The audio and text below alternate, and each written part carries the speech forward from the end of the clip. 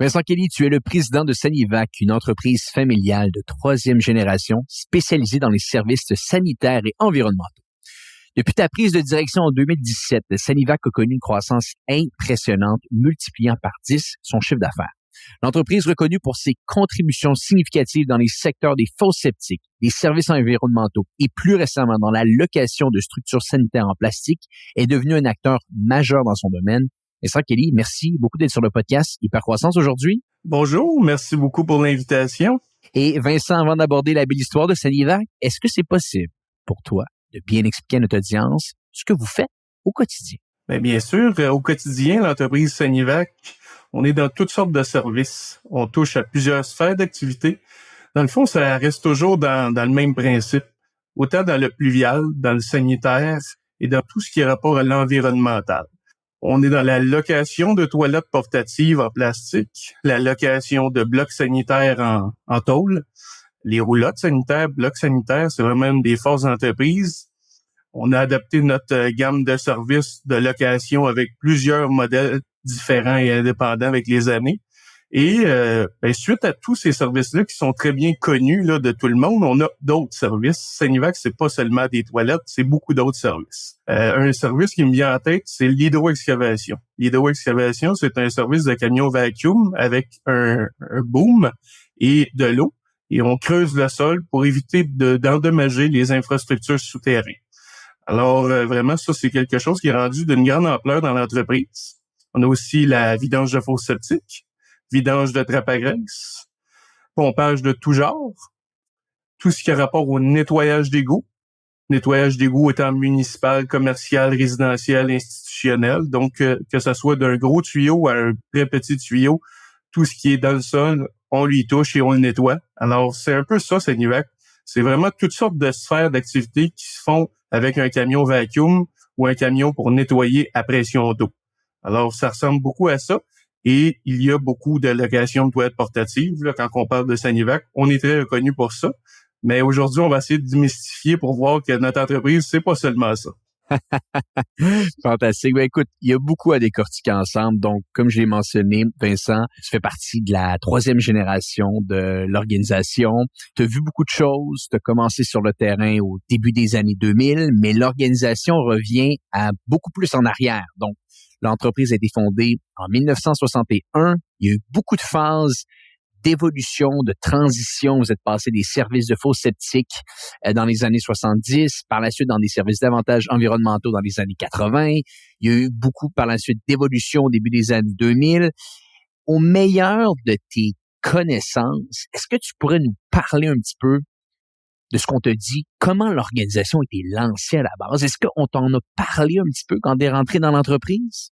Bien sûr, disons que mon père me l'a raconté souvent, l'histoire avant de s'endormir. Quand j'étais jeune, c'était la petite histoire avant de faire dodo. Donc oui, on en a entendu parler souvent.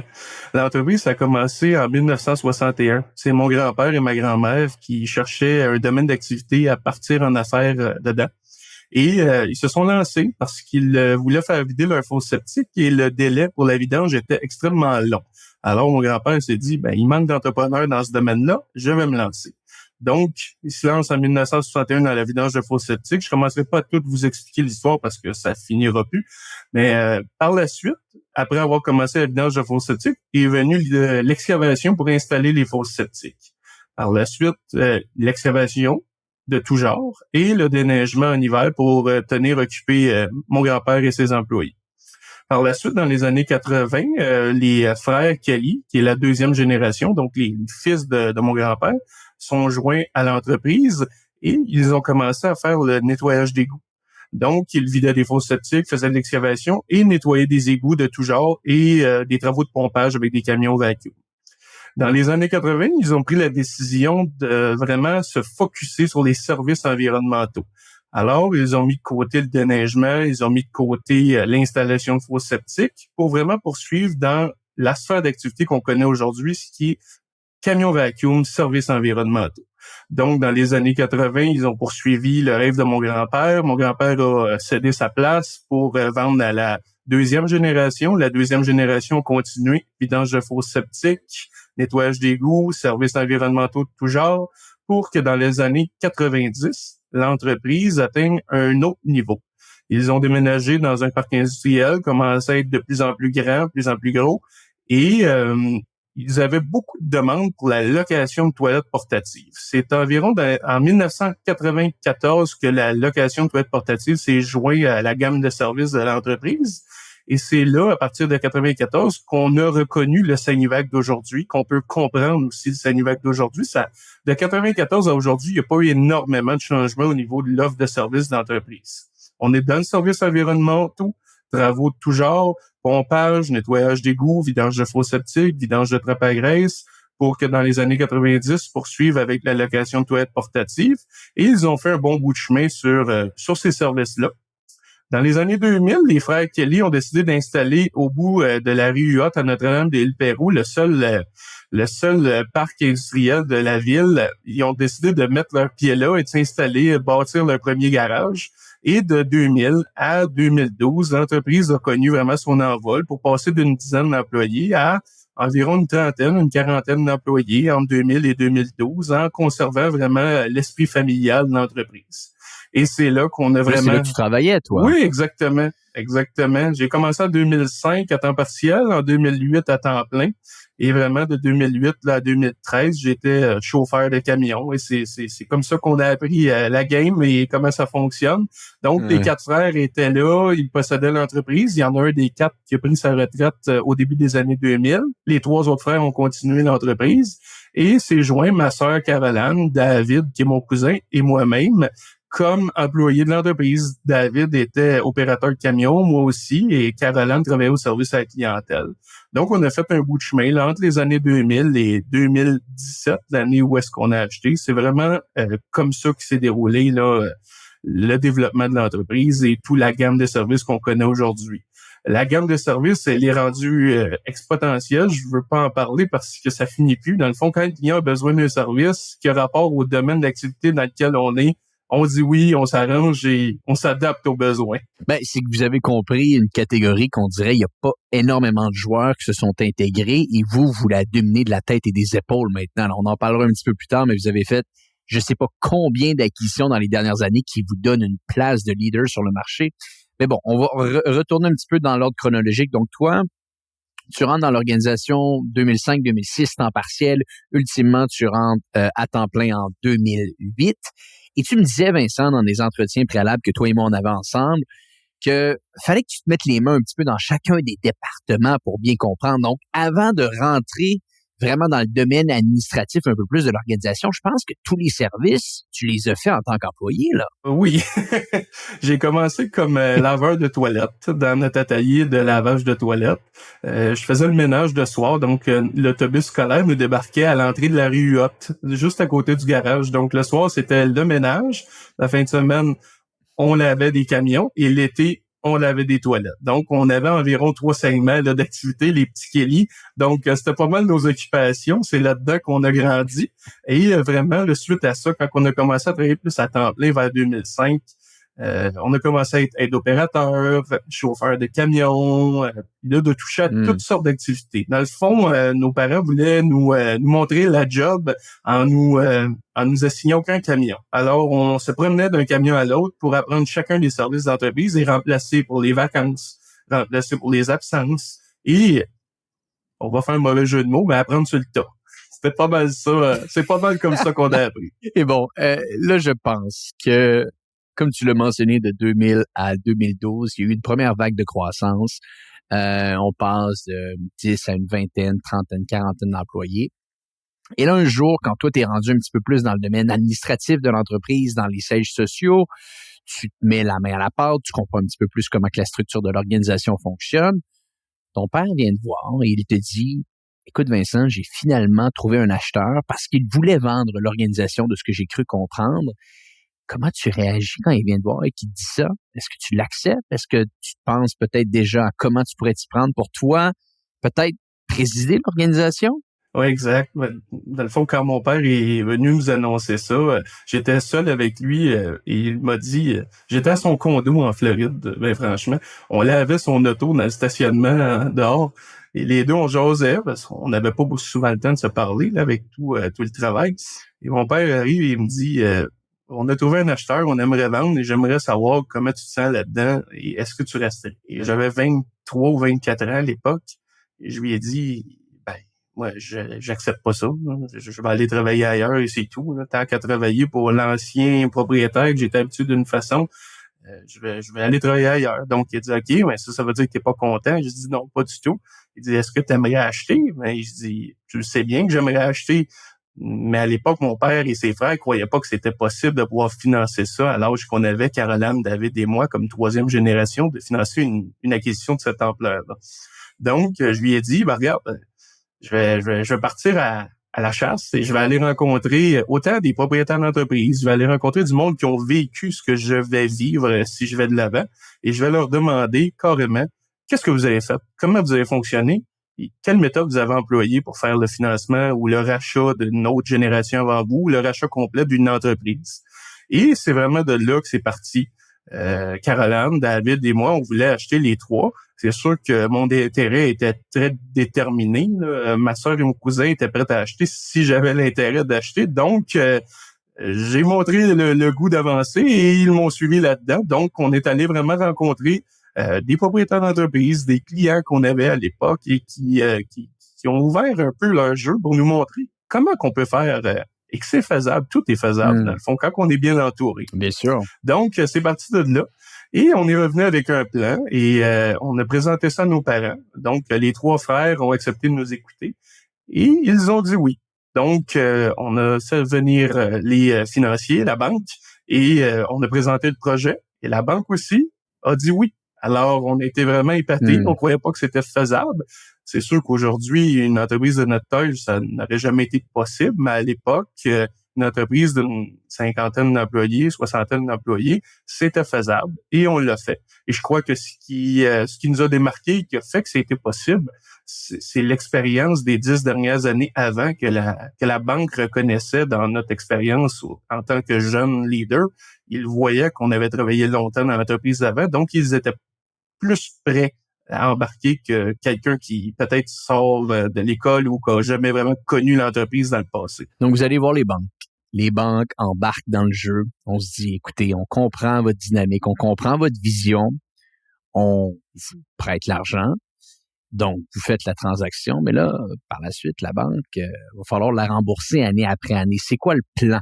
Quelle est la vision de croissance? Parce que là, je peux pas croire que toi, tu vas simplement racheter l'organisation et tu vas accepter le statu quo, là. Oh que non. Quand on a acheté l'entreprise, on ne connaissait absolument rien à la gestion. On connaissait rien aux finances. On connaissait rien à toute autre tâche qui n'était pas opérationnelle. On connaissait excessivement bien nos opérations, mais on devait apprendre tout le reste. Et j'ai autant de souvenirs, je suis sorti de la salle de rencontre, signe en haut, signe en bas, à peu près 2 pieds de documents. Et je suis sorti de la salle de rencontre et la première affaire que j'avais à faire, c'est d'aller faire des routes de livraison de toilettes pour le lendemain parce que je n'avais pas de dispatch. Donc, j'étais propriétaire d'entreprise et j'étais dispatch et j'étais toute autre tâche connexe et c'était pas fonctionnel. Ça pouvait pas fonctionner. Et j'avais pas réalisé, mais acheter une entreprise et l'endetter, faut aussi rembourser ça. Donc, du jour au lendemain, une nouvelle acquisition, beaucoup de prêts mis en place pour libérer et faire que l'acquisition soit possible. Il fallait augmenter l'entreprise, il fallait augmenter le chiffre d'affaires, il fallait augmenter les revenus parce qu'on n'allait pas survivre si on restait à la taille de l'entreprise qu'on était à l'époque. Donc, rapidement, la première affaire qui m'est venue en tête, c'est un instinct de survie. Je pense que ça a été le plus beau cadeau que j'aurais pu avoir. C'est, il faut que ça survive. Comment je vais faire? Il faut que je m'entoure parce que je ne peux pas faire tout moi-même. Et c'est ce que j'ai fait. Je me suis dit, il faut que je m'entoure, il faut que je réussisse à monter des départements fonctionnels sans ma présence et faire qu'on augmente dans les ventes et d'apprendre tout le reste au fur et à mesure. Donc, commencer à apprendre les finances, commencer à apprendre l'administration, les ressources humaines, tout ce qui vient avec le package des propriétaires d'entreprise. Je peux dire que ça aussi, je l'ai appris un peu sur le tas. Donc, c'est pas mal comme ça qu'on a survécu. C'est un instinct de survie en continu pendant les 2 premières années. Là, c'est sûr qu'on dit souvent que c'est les 5 premières années, mais dans mon cas, ça a été les 2 premières années qu'il a fallu survivre et on a réussi. Je pense que c'était quelque chose qui nous laissait pas place à d'autres choses que de se dépasser, de se donner, parce qu'à un moment donné, c'est comme si tu vois ta maison qui est en train de brûler, que tu sais que tes enfants sont en dedans, ça se peut que tu y ailles quand même si c'est pas très intelligent. On est allé, on a réussi à faire survivre, on a fait prospérer. Il y a eu plusieurs personnes qui croyaient pas qu'on serait capable, mais on a appris vite. Je pense que plus vite qu'on fait des erreurs, plus vite qu'on peut se dépasser, plus vite qu'on passe au prochain niveau. Bien sûr. Et bon, donne-nous des anecdotes. La survie, quelles sont les anecdotes croustillantes que tu pourrais nous dire? Parce que bon, ton père t'amène cette idée-là qu'il veut vendre en 2013. Finalement, c'est quoi? C'est 2016, 2017 que la transaction s'est clôturée entre vous deux, c'est ça? Exactement, 2017, ça s'est finalisé. Donc, 2017, tu es président d'entreprise avec tes copropriétaires, tes partenaires d'affaires. Parle-nous un petit peu de 2017 à 2019. Quelles anecdotes tu pourrais partager avec l'audience? Qu'est-ce qui a été difficile? À quelle vitesse vous avez été capable également de faire croître l'entreprise? Mon comptable m'avait dit, Vincent, si tu fais 50% d'augmentation de chiffre d'affaires, l'année suivante, tu devrais faire faillite. C'est souvent ce qu'on voit dans le domaine. Je lui ai dit, OK, moi, je vais être l'exception. Donc, on est parti comme ça. J'ai écouté, j'ai essayé d'apprendre, mais les anecdotes en bout de ligne, c'était de faire des erreurs monumentales, des choses de novice, et on en a fait. Et pourtant, on les a juste faites une fois. Alors, je crois que d'avoir fait des erreurs, mais de les avoir faites seulement une fois, ça nous a fait apprendre. Et aujourd'hui, on en fait encore des erreurs, on en fait tous les jours, mais on en a fait des erreurs, là, vous pourriez pas croire. Prenez quelqu'un qui a 25 ans, qui devient PDG d'une entreprise d'une soixantaine d'employés, qui n'a pas d'études en administration des affaires, qui n'a pas d'études en administration tout court, et qui n'a aucune étude tout court. J'ai un secondaire 2. Donc, je connaissais les opérations et je savais qu'il fallait faire de l'argent. C'était pas mal comme ça que je fonctionnais. Alors, faites-vous un topo mental sur qu'est-ce qui peut arriver. Mais il y en a eu des erreurs. Et je peux pas commencer à vous les nommer parce que ça finirait pas. À chaque jour, à chaque année, c'était phénoménal. Donc, ce que je faisais de 2017 à aujourd'hui, c'est j'allais m'installer dans un département. Je le créais. Je me créais une relève. Et je passais un bon 1 an ici avec le monde, essayer de faire que le département soit fonctionnel, essayer de le faire rendre rentable, parce que rapidement, on m'a dit en affaires, si tu veux être bon, faut que tu connaisses tes chiffres rapidement. Donc, rentre un contrôleur des finances, rentre un directeur des finances, apprends rapidement les finances, et je réalisais où est-ce que je perdais de l'argent, où est-ce que j'en faisais. Et c'est là vraiment que je suis parti à la guerre. Moi, dans ma tête, on s'en va rentrer dans chaque département, on le crée, on le solidifie, on le rend rentable. Alors vraiment, c'est comme que je dis, j'ai rentré dans chaque département, passé une année, essayé de revirer des choses, créer une équipe, monter une équipe, voir avoir de la relève qui veut avancer, qui veut faire fonctionner l'entreprise, et par la suite, je passe au suivant. Donc, en 2017, j'ai commencé par les toilettes portatives et les blocs sanitaires. Par la suite, les fosses septiques et les trappes à graisse. Par la suite, j'ai monté au deuxième étage pour aller à notre étage où est-ce qu'il y a les finances, l'administration et les ressources humaines. Mis un directeur à chaque endroit pour chaque sphère d'activité de l'entreprise pour par la suite terminer au nettoyage d'égouts, hydroexcavation. Et vraiment, la COVID a frappé en 2020 et j'avais déjà fait pas mal de tours. J'avais plusieurs sphères d'activité de l'entreprise, plusieurs divisions, plusieurs directeurs qui m'aidaient à faire fonctionner ça, une bonne équipe de mécanique et d'approvisionnement. Et je crois que notre chance, c'est qu'entre 2017 et 2020, on a agi rapidement à mettre des choses en place, à mettre une structure en place, à connaître nos chiffres et à se monter une bonne culture d'entreprise pour qu'en 2020, la COVID frappe extrêmement fort. Et c'est là qu'on peut en parler plus tard dans le podcast, si tu veux bien, mais qui nous a amené sur un air d'aller incroyable. Désolé, ça a fait partie de notre réalité. On est une entreprise de services sanitaires dans une crise sanitaire, alors il y a eu beaucoup de demandes. Il y a eu beaucoup de demandes. Disons qu'on était à la bonne place au bon moment. Et pour bien situer l'audience, peut-être que Vincent a un secondaire 2 aujourd'hui, mais sachez une chose, il a pris une organisation à 50 employés. Aujourd'hui, ils sont 500 employés.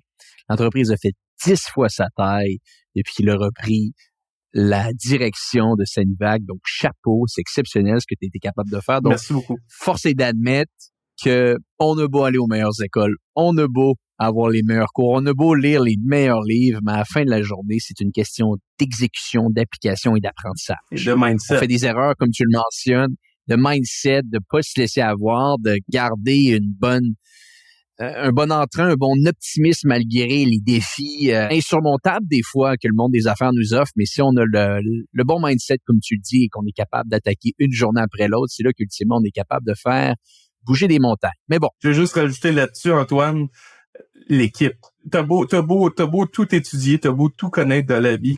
La plus grande force d'un entrepreneur, quand il sait s'entourer, et s'entourer de personnes qui possèdent ses faiblesses, qui possèdent la force en travers de ses propres faiblesses, c'est merveilleux. C'est vraiment ça qui a fait le Sanivac d'aujourd'hui. Donc, j'aurais beau prendre des mérites sur qu'est-ce que Sanivac est devenu. C'est pas moi, c'est l'équipe que j'ai mis en place et j'ai su reconnaître tôt mes faiblesses. Et veux pas, on en a tous. Donc, moi, je suis un gars d'opération. Je me suis entouré du reste. Des paroles sages. Je pense que ça va résonner avec beaucoup de gens qui nous écoutent. Et bon, 2007 à 2020, tu te mets le nez dans les opérations, un département à la fois, on analyse, on optimise, on délègue. Ça m'a l'air d'être ça le modus operandi. Et bon, on a une tempête parfaite qui se présente, 2020, crise sanitaire. On le sait, il y a des organisations qui malheureusement l'ont eu très difficile et il y en a d'autres qui étaient au bon endroit au bon moment. Les commerces en ligne, bien entendu, les entreprises dans le domaine sanitaire, c'est littéralement les organisations qui ne pouvaient pas espérer mieux. Dis-nous comment tout ça se met en place, comment la demande change et surtout comment tu as été capable d'adapter tes opérations. Bien sûr. Quand la crise sanitaire est arrivée en mars 2020, on était environ 130 employés. On était rendu là comme organisation. Moi, la seule chose qui me fait peur dans la vie, je vous le dis là, sérieusement, c'est ma grande peur, c'est de manquer d'ouvrage. J'ai toujours pris responsabilité sur mes employés de leur livrer un emploi qui va pouvoir les faire vivre et pouvoir leur amener un salaire à la maison. Donc, pour moi, 2020, pendant la COVID, c'était inimaginable d'envoyer mon monde chez eux et de devoir couper des emplois. Donc, première affaire qui est arrivée en 2020, c'est pas qu'est-ce que je dois faire pour retirer du personnel de mon équipe. Non, c'est moi, je garde chacun de mes personnes dans l'équipe et je dois trouver des façons de rendre ça fonctionnel et rentable pour les faire tous travailler. Donc, je peux officiellement dire que en mars 2020, aucun employé chez Sanivac a perdu son emploi et l'entreprise a commencé à grandir à partir de là. La façon qu'on a fonctionné était assez simple, c'est de dire oui, toujours oui et redire oui. Le client a besoin de quelque chose, on dit oui. Chez nous, si tu dis non, ben ça se peut que ça aille pas bien. C'est oui, oui, oui. Et si tu sais pas comment dire oui, ben on va te le montrer. Donc, on dit oui, on trouve une solution par la suite. Alors, le slogan a été rapidement de dire oui. Le téléphone sonnait, c'était débile. Ça n'avait aucun sens. Le téléphone sonnait pour des toilettes portatives, des roulottes sanitaires, des blocs sanitaires, augmenter la fréquence des nettoyages. Une toilette portative qui était nettoyée une fois par semaine passait de une fois par semaine à 7 fois par semaine. Le monde voulait avoir 7 nettoyages, un à tous les jours, 7 fois semaine. Et par la suite, était rendu 14 fois semaine. Le monde voulait un nettoyage dans l'avant-midi et un dans l'après-midi. 7 fois par semaine. Donc, juste d'avoir dit oui, ça faisait de nous l'entreprise numéro 1 parce que on était à l'écoute de la clientèle et on leur donnait ce qu'ils avaient besoin. Donc, de un, il y avait ça, mais de deux, il y a eu aussi les toilettes avec les lavabos et les lavabos aussi dans l'entrée des épiceries, à l'entrée des pharmacies. On s'est vraiment questionné quand la pandémie a frappé, c'est quoi la dernière chose qui va fermer? Premièrement, parce qu'on est une entreprise de service, donc il faut qu'on l'offre à des entreprises qui sont ouvertes. Alors, on a commencé comme ça, on s'est dit, on va attaquer les entrées d'épicerie avec des lavabos parce qu'on avait énormément de volume d'appels pour des lavabos à l'entrée d'épicerie. Ça a été assez simple, mais en même temps compliqué. Tout le monde est capable de s'installer un lavabo, brancher de la plomberie, mais on dirait que personne ne voulait le faire ou tout le monde se questionnait si ça allait durer assez longtemps pour investir là-dedans. Donc, on est allé dans notre garage à l'arrière, chez Sanivac, fait un plan de match, développé un beau lavabo, commence à le designer, commence à le faire fonctionnel, faut que tout fonctionne. Et un coup que tout était mis en place, on s'est dit, OK, là, il faut en fabriquer des milliers. Comment est-ce qu'on va faire? On va engager des entreprises. Donc, j'ai engagé 2 entreprises en sous-traitance pour nous qui ont commencé à bâtir des lavabos. On avait 45 employés qui bâtissaient juste des lavabos à temps plein pendant la période de la COVID. Mais la chose qui nous a démarqué, qui a fait qu'on a gardé tous nos emplois, c'est que pendant la construction des premiers lavabos, J'ai regardé le lavabo et j'ai dit, on peut pas faire un lavabo comme ça. Le monde va pouvoir les remplir d'eau, ils vont pouvoir les vidanger eux-mêmes. Moi, c'est bien beau louer des lavabos, mais je le fais pas pour les revenus du lavabo, je le fais pour garder mes emplois. Donc, je dois concevoir un lavabo qui doit être fait à partir de mes camions d'entretien, pompé et rempli. C'est là qu'on a modifié un peu le design. Désolé, c'est un peu hypocrite, mais de l'autre côté, moi, je voulais faire travailler mon monde et on l'a fait. Alors, c'est comme ça qu'est parti sur la route le premier lavabo.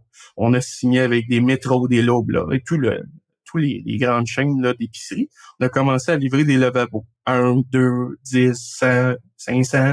On livrait et ça l'arrêtait pas. On aurait pu en fabriquer beaucoup plus, mais à un moment donné, on pouvait plus fabriquer parce que on avait tous nos camions qui étaient faisables de mettre sur ces routes-là, qui étaient à leur disposition des lavabos à temps plein. Et ma plus grande peur à ce moment-là, c'était, OK, c'est correct les lavabos, mais la COVID a fini quand? Dans 2 semaines? Dans 1 mois? Quand est-ce que tout rouvre? Moi, je n'ai pas les camions pour remettre partout sur des routes standards. Les camions sont monopolisés sur des lavabos dans la tête d'épicerie. Et c'est là qu'on s'est dit, bon, on arrête là, on n'en fabrique plus. Et si les clients en veulent, ben, on va les resserrer, on va essayer de les aider. Mais même à ça n'avait aucun sens. On pouvait mettre le monde sur des listes d'attente et on n'était plus capable. On essayait, mais les camions qu'on devait utiliser, vous vous rappelez aussi qu'en mars-avril, là, il fait encore dans le moins dehors. Donc, tous les camions qui doivent desservir ce service-là avaient besoin d'avoir des coffres chauffés avec des réservoirs d'eau chauffés parce que sinon, tout gelait. Alors, d'offrir énormément de camions en gros volume qui stationnent dans des garages avec des réservoirs d'eau chauffés, on était rendu à un maximum qu'on pouvait opérer et c'est comme ça qu'est arrivé le mois d'avril. Et à fin avril, on a commencé graduellement à retirer certains lavabos pour réapprendre à respirer parce que c'était complètement débile. Et c'est pas mal l'histoire de la COVID où est-ce que c'est là qu'on a starté. On a acheté massivement des lavabos, on a acheté massivement des toilettes portatives, on a acheté massivement des blocs sanitaires, des roulottes sanitaires. Et c'était un inventaire assez phénoménal. Juste pour vous dire, on achetait pas mal tout ce qui se faisait au Canada. J'ai reçu une lettre en 2021 pour dire qu'on était le plus grand acheteur de toilettes portatives au Canada. Ça vous donne un exemple.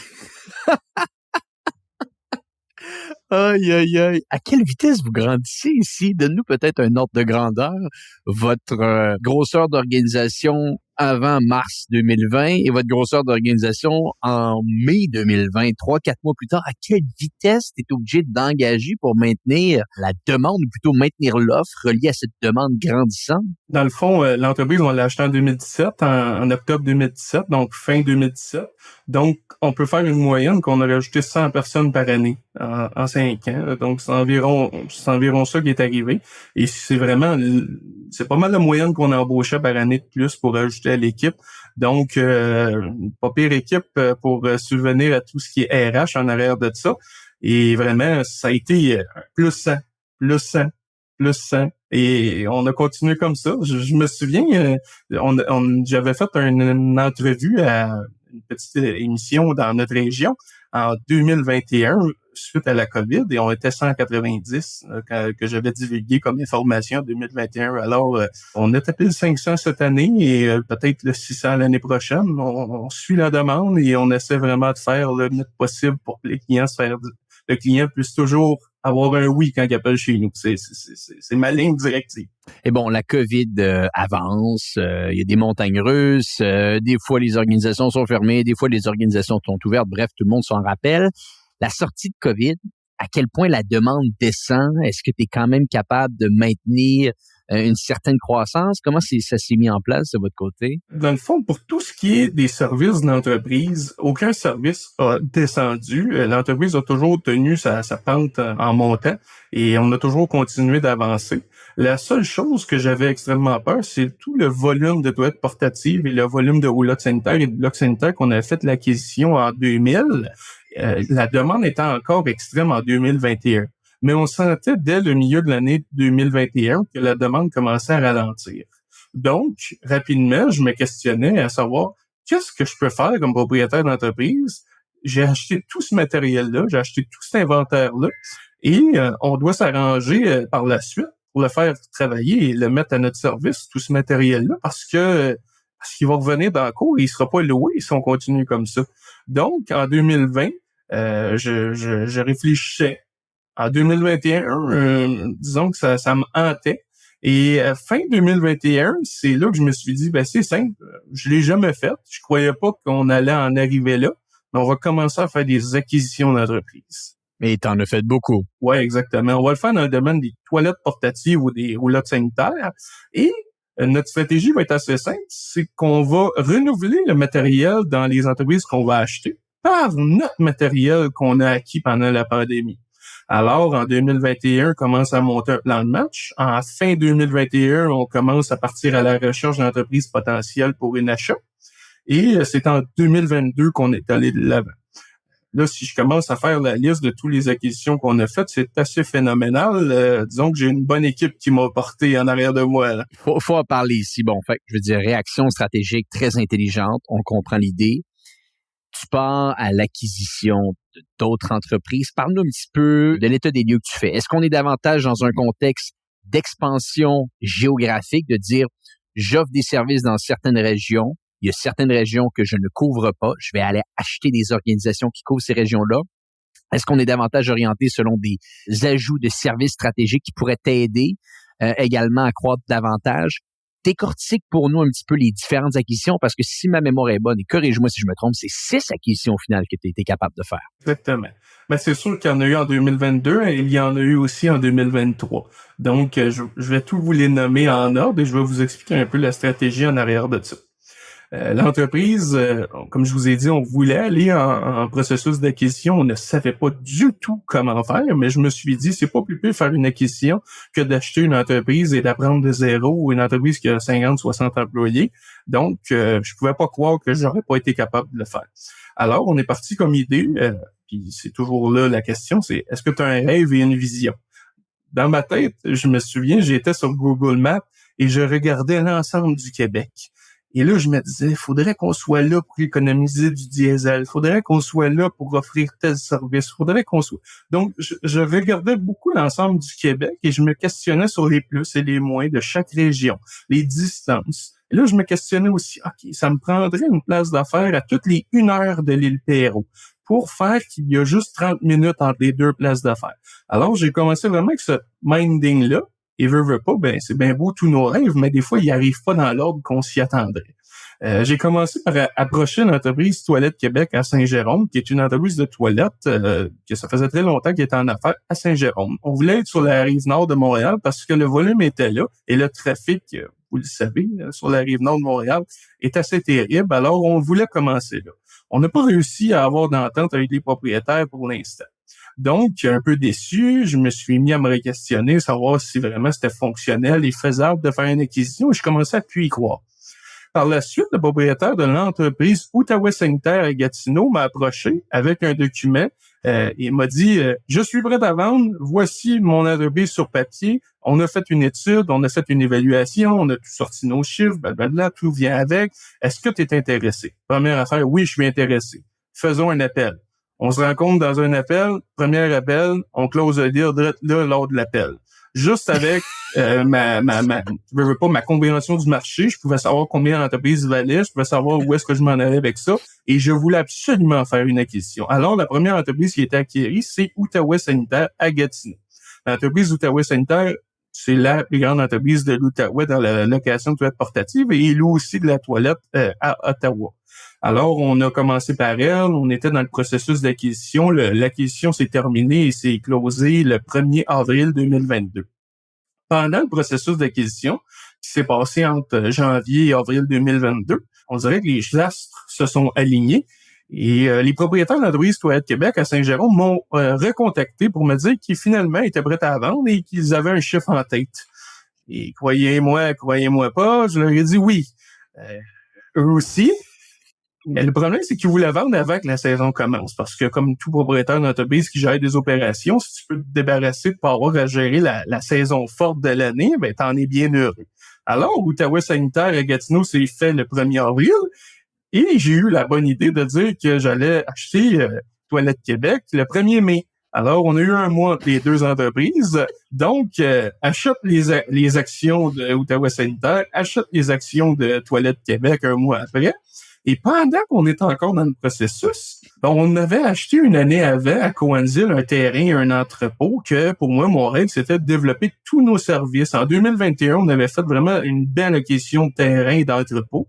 Je voulais développer tout l'ensemble des services d'entreprise, mais comme grand penseur, j'avais pas pensé que c'était très long de développer aussi sur quelque chose d'inexistant. Et c'est présenté à moi dans l'année 2022, avant même que j'acquérisse Outaouais Sanitaire et Toilettes Québec, l'entreprise Toilettes Stockley à Waterloo, qui m'a approché aussi pour me dire qu'il voulait vendre. Alors, on a fait l'acquisition le 1er juin. Donc, 1er avril, Outaouais Sanitaire, 1er mai, Toilettes Québec, 1er juin, Toilettes Stockley. Pendant qu'on est en train de discuter en mai de l'acquisition de Toilettes Stockley et de tout régler la situation, tout régler l'acquisition, les propriétaires de Toilettes Armal à Sherbrooke, on a entendu dire qu'ils voulaient vendre et on a sauté dessus. Et eux, ils voulaient vendre rapidement aussi. Donc, on a acheté l'entreprise le 15 juin. Donc, 1er avril, 1er mai, 1er juin, 15 juin. Par la suite, on n'avait pas d'emplacement. On avait des beaux emplacements pour partout, sauf pour Toilette Armal, qui était le dernier. On devait quitter Toilette Armal. Alors, Toilette Armal, je me suis dit, il faudrait que j'achète un garage sur un boulevard passant pour vraiment créer une notoriété de l'entreprise à Sherbrooke. Mais je peux pas acheter de garage parce que l'entreprise n'est pas assez grande pour se permettre un garage, surtout pas sur un boulevard passant.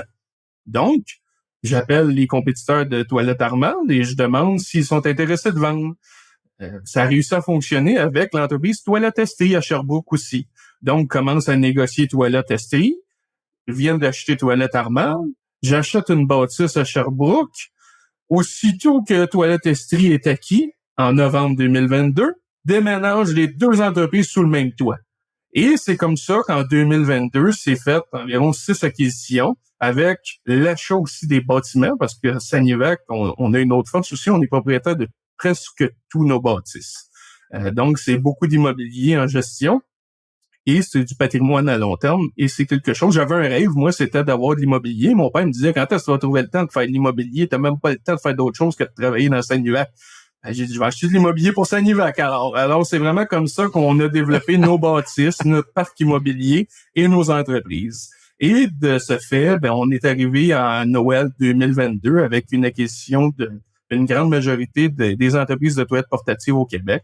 Il y a encore beaucoup de joueurs, mais on a fait les acquisitions des plus grandes entreprises pour tous les fusionner au nom de Sanivac et opérer au nom de Sanivac. Alors, rebranding majeur, changement de nom des entreprises, toutes les amener aux couleurs de Sanivac, refaire l'image des camions, moderniser les flottes de toilettes, les collants sur les toilettes, les réparations, les numéros de série, amener ça à l'image Sanivac, fonctionner avec les téléphones. Alors, c'est vraiment là qu'on est arrivé à amener ça sous un groupe qui est le groupe Sanivac et on opère vraiment toutes ces entreprises de toilettes portatives-là dans une seule et grande compagnie avec plusieurs divisions un peu partout au Québec. Pour, par la suite, en 2023, faire l'acquisition de Cabinet Joseph à Granby. Cabinet Joseph à Granby, c'était un autre grand joueur de l'Estrie. Et Cabinet Joseph et l'année précédente, l'entreprise Cabinet Stockley, ces deux entreprises-là, on les a déménagées à notre garage que j'avais fait l'acquisition en 2021 à Cowansville. Et aujourd'hui, on a des belles flottes, on a des beaux équipements, on a plusieurs employés à travers de chacun de nos places d'affaires qui sont sous le nom de Sanivac. Et est venu par la suite, en juin 2023, ça, c'est un beau rêve qu'on a réalisé en équipe. Je vais toujours m'en souvenir. Mon directeur qui s'occupe de l'hydroexcavation chez Sanivac est venu me voir en 2022 puis il a dit, moi, je vois tout le monde faire des acquisitions dans le domaine des toilettes. Je vous vois bouger avec l'équipe des toilettes. Je veux mon département aussi grossi. J'aimerais ça acheter mon plus gros compétiteur. Est-ce que tu voudrais le faire, Vincent? J'ai dit, bien sûr. Quand est-ce que tu veux qu'on avance dans ce projet-là? Il m'a dit, j'aimerais ça qu'on les approche environ en août 2023 pour les acquérir. L'hiver commence à arriver, on arrive dans l'hiver 2022-2023 et pendant l'hiver, on voit qu'on est capable d'en prendre plus dans le domaine de l'hydroexcavation et j'aurais dit à mon directeur qui m'avait approché, Mathieu, Est-ce qu'on les approche tout de suite? Elle dit, ben oui, on le fait tout de suite. Et le plan de match qu'on avait à la base de commencer à approcher l'entreprise Excavac au mois d'août 2023, ben notre plan n'a pas fonctionné parce que on achetait officiellement Excavac le 1er juin 2023. Donc, l'entreprise a été négociée et a été acquérie entre le mois de janvier et le mois de juin 2023. C'est là qu'on est devenu le groupe qu'on connaît aujourd'hui. 425 employés dans Sanivac, qui sont tous nos succursales, tous nos places d'affaires avec toutes les entreprises de toilettes qu'on a achetées. Et 75 employés dans Excavac, qui est situé à Saint-Hyacinthe, qu'on a aussi acquis le bâtiment, et à Québec. Donc, aujourd'hui, une entreprise de 500 employés avec environ 8 acquisitions au courant des 2 dernières années. Désolé si c'était long, mais c'était une longue histoire. Mais Vincent, c'est exceptionnel ce que tu viens de nous raconter. On dirait que tu le faisais avec une certaine naïveté, comme si c'était normal d'aller acheter une entreprise par mois, une entreprise aux 2 semaines. Ça n'a aucun sens, tout ça. Il n'y a pas beaucoup d'entreprises qui font ça. Et dis-moi, on dirait, à t'écouter parler, que au niveau du financement, tout se faisait facilement. Est-ce que les banques vous ont aidé ou vous avez été capable de bâtir une belle santé financière à travers les années qui vous a donné un peu ce pouvoir d'aller acheter ces entreprises-là aussi rapidement? Oui, on a bâti une entreprise rentable. Veux pas, ça a été la force du groupe de rapidement s'entourer de directeurs des finances et de contrôleurs et de connaître nos chiffres rapidement tous les semaines. Donc, l'entreprise, on est au fait de ce qu'on fait et de ce qu'on facture et de veux pas tout ce qui vient autour des finances d'entreprise. L'entreprise, on a essayé de la rendre saine et de la rendre rentable, comme je dis, mais surtout, la plus grande force de l'entreprise, c'est qu'elle est détenue à 100% par Caroline, David et moi. On n'a aucun actionnaire dans l'entreprise. Et depuis 6 ans, depuis l'année qu'on a fait l'acquisition, on a toujours tout remis les bénéfices de l'entreprise à l'intérieur de l'entreprise pour investir dans l'entreprise. Nous, c'était un but, c'était un souhait. On voulait une entreprise qui allait être à long terme présente, qui allait être solide, bien ancrée, et on cherchait pas à être à la bourse ou à avoir du private equity, désolé l'anglicisme. On cherchait pas ça, on cherchait une entreprise québécoise, un groupe québécois fort avec 3 actionnaires qui sont les 3 Kelly, et de réinvestir massivement à chaque année pour vraiment ouvrir tous les portes possibles qu'on peut ouvrir avec réinjecter les capitaux. Donc, c'est comme ça que Sanivac est devenu grand. Oui, il y a eu de l'aide de la banque pour nous aider dans du financement, mais il y a eu beaucoup aussi de réinjection de capitaux. Donc, c'est un mélange des deux, mais comme je vous dis, puis je le réaffirme, Sanivac, 3 copropriétaires, 3 petits Kelly et pas d'actionnariat autre que ça. Donc, ça, je pense que c'est ma plus grande fierté quand je regarde l'externe de l'entreprise aujourd'hui. Et oui, on a toujours eu quand même de la facilité avec tout ce qui a rapport au financement parce que on possède beaucoup de bâtiments, on possède beaucoup d'actifs, beaucoup de camions et veut pas, comme j'ai dit, on veut pas, on réinjecte les capitaux. Alors quand on met tout ça ensemble, ça fait des entreprises très solides et je crois que quand le service est là, il n'y a rien qui peut t'arrêter. Donc, c'est pas mal ça pour répondre à ta question. Un entrepreneur extraordinaire, Vincent Kelly. Dis-moi, à quoi qu'on peut s'attendre dans les 12, 24, 36 prochains mois? Est-ce qu'on prend un petit arrêt, un petit break d'acquisition ou au contraire, on est encore en forte accélération avec l'organisation? Ben franchement, je le sais pas. J'ai toujours voulu amener mon monde à un autre niveau. Je crois que ça donne rien d'apporter une entreprise à un niveau tellement élevé que le monde qui l'occupe ou qui sont présents dedans soit pas capable de suivre la vitesse à laquelle elle va. Et pour nous, l'entreprise, en 2024, on s'est dit qu'on allait un peu ralentir, on allait prendre le temps de peaufiner, d'améliorer nos processus, d'améliorer certaines choses dans l'entreprise, mais on reste toujours, on reste toujours au fait, on veut toujours savoir ce qui se passe sur le marché parce qu'on ferme pas de porte. Mais on n'est pas en mode agressif comme en 2020 ou 2021. On ne ressent pas ce besoin-là. Souvent, puis il faut se poser la question comme entrepreneur, faire une acquisition, c'est soit de l'ego parce qu'on veut du marché, ou soit parce que on n'a pas le choix de faire l'acquisition. Puis on se questionne à savoir c'est quoi les dangers de pas faire cette acquisition-là. Nous, Sanivac, c'est un peu ça qui s'est passé. On a passé cette étape-là de se questionner c'est quoi le danger. Je crois que le danger est un peu pas éliminé, mais il a été diminué. Et là, on est rendu dans un endroit au niveau de l'entreprise où est-ce qu'on peut se permettre de ralentir pour un petit temps et vraiment prendre le temps de peaufiner, améliorer, laisser le monde aussi respirer. Là, veux pas, c'est mon équipe qui ont travaillé extrêmement fort en 2022 et en 2023 pour tout faire ces acquisitions-là. Alors 2024, on le voit comme une année de répit, mais une année aussi stratégique à peaufiner la vision, peaufiner où est-ce qu'on s'en va, comment est-ce qu'on va le faire. Mais je vous cacherai pas qu'en 2025 ou dans le futur, si on va de l'avant, on aimerait en faire une acquisition, mais de plus grande ampleur. Parce qu'on a réalisé que faire 6 petites acquisitions, c'est beaucoup plus compliqué que d'en faire une plus grosse. Alors, on est rendu là comme entreprise, on est à l'écoute, on recherche, on regarde, mais on veut pas fermer de porte sur la vie. Fantastique. Et dis-moi, avant de terminer, des petites questions personnelles. Es-tu un amateur de lecture? Je vois plusieurs livres derrière toi, là, donc pour les gens qui nous écoutent, peut-être sur YouTube et qui voient le volet vidéo, il y a plusieurs bons livres qui ont l'air d'être derrière Vincent. Quelle lecture niveau affaires a marqué ton imaginaire que tu pourrais partager avec notre audience? Je te dirais beaucoup de biographies. J'aime beaucoup les biographies d'entrepreneurs québécois qui ont réussi. Donc ça, c'est quelque chose que j'apprécie beaucoup. J'ai beaucoup aimé les 5 grands rêves de vie. C'est quelque chose qui m'a aidé dans mon cheminement. Et le livre Père riche, Père pauvre, je crois que c'est quelque chose qui a été aussi marquant pour moi. Donc biographie, Père riche, Père pauvre et les 5 grands rêves de vie, ça a été quelque chose d'intéressant là, dans mon développement. Fantastique. Podcast, est-ce que tu en écoutes un peu? Énormément. Le tien. J'écoute beaucoup de choses qui ont rapport à l'entrepreneuriat. Alors, nomme-les tous. Là, tout ce qui est québécois. J'essaie beaucoup de regarder ce qui se fait au Québec, mais j'en écoute aussi un peu en anglais. Donc, j'aime le développement personnel énormément. Tout ce qui touche là, à les grands noms là, du développement, autant à Tony Robbins ou Grant Cardone, peu importe. Là, tout ce qui est développement, c'est des choses que j'aime regarder, écouter attentivement. Fantastique. Et je terminerai. Routine avant, pendant et après le travail, ça ressemble à quoi de ton côté? Je suis un gars de routine. Je l'ai réalisé avec le temps. Si je n'ai pas de routine, je perds l'équilibre. Alors, la routine, c'est de me lever à 4h30 à tous les matins, jusqu'à 5h30 l'entraînement. Ensuite, le déjeuner, lecture jusqu'à 6h. Et par la suite, là, à 6h, je suis dans mon bureau en train de travailler. J'ai appris à me calmer parce qu'avant, c'était plus intense que ça, disons. Mais on apprend à relaxer avec les années. Alors, c'est surtout le matin, ma routine, et le soir, avec la famille et les enfants. J'ai 3 enfants. Vincent Kelly, c'est exceptionnel ce que vous avez été capable de faire avec Sanivac. Faut être fier de ça. Vous êtes assumé en tant qu'entrepreneur qui voulait grandir vite.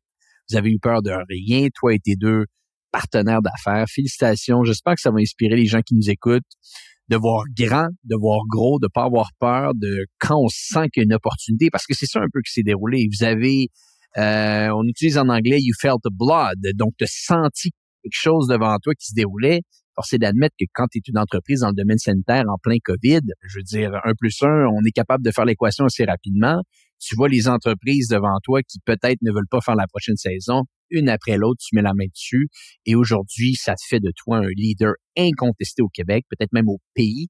Bref, une histoire fascinante. Et comme tu le disais, peut-être pas un gros cheminement à l'école, mais au niveau affaires, ce que tu es capable d'accomplir, un pourcentage infime des entrepreneurs vont atteindre des chiffres comme tu as aujourd'hui. Donc, félicitations, je le répète, c'est assez exceptionnel tout ça. Merci beaucoup, c'est vraiment apprécié. Je crois qu'il faut rêver, avoir une vision et jamais arrêter. Mais c'est pas très compliqué. C'est pas facile, mais c'est pas compliqué. Faut le vouloir, il faut avoir envie, il faut pas avoir peur. Donc Vincent, écoute, ça a été fantastique. On mettra des liens de votre organisation dans les notes de l'épisode. Je te remercie encore. Et pour les gens qui nous écoutent, on se dit à bientôt pour un prochain épisode de Hypercroissance.